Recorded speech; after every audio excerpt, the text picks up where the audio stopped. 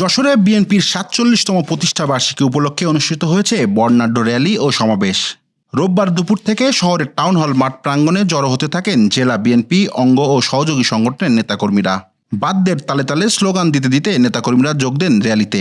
নারীরা লাল সবুজের শাড়ি আর পুরুষেরা লাল সবুজ ও হলুদ রঙের ক্যাপ পরে অংশ নেন।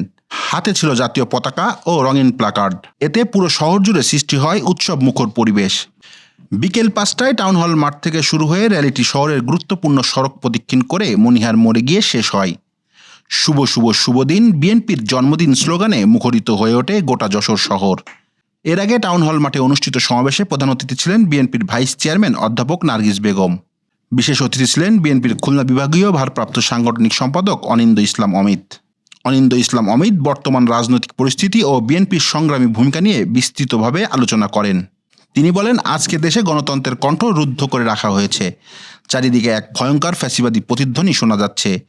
রাজনীতির আকাশে ঘন কালো মেঘ জমেছে। শেখ হাসিনা তত্ত্বাবধায়ক সরকারের ব্যবস্থা বন্ধ করে দিয়েছেন শুধু ক্ষমতায় থাকার জন্য।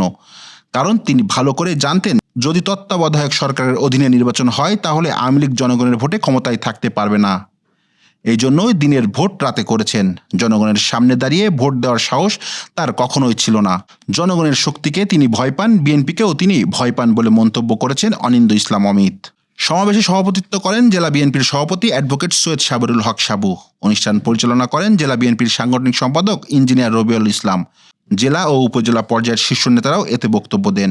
প্রতিষ্ঠা বার্ষিকীর অংশ হিসেবে সকাল 10টায় জেলা বিএনপির কার্যালয়ে দলীয় পতাকা উত্তোলন করা হয়। পরে সকাল 10:30টায় গাছের চারা বিতরণ করা হয়, যা জেলা ছাত্রদলের সার্বিক তত্ত্বাবধানে শহরের 9টি ওয়ার্ড সহ বিভিন্ন শিক্ষা প্রতিষ্ঠানে রোপণ করা হবে।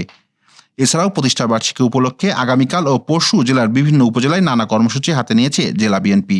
নূর ইমাম বাবুলের ভিডিও চিত্রে শিমুল ভুইয়া, গ্রামের কাগজ।